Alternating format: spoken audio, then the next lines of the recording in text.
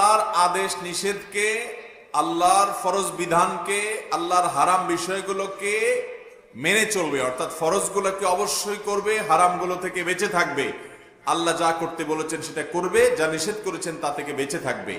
আল্লাহর আদেশ নিষেধকে যদি তুমি মান্য করে চলো, নিশ্চিত থাকবে যে তোমাকে আল্লাহ তাআলা আখিরাতে তো বটেই, দুনিয়াতেও সকল সমস্যা বিপদ থেকে রক্ষা করবেন।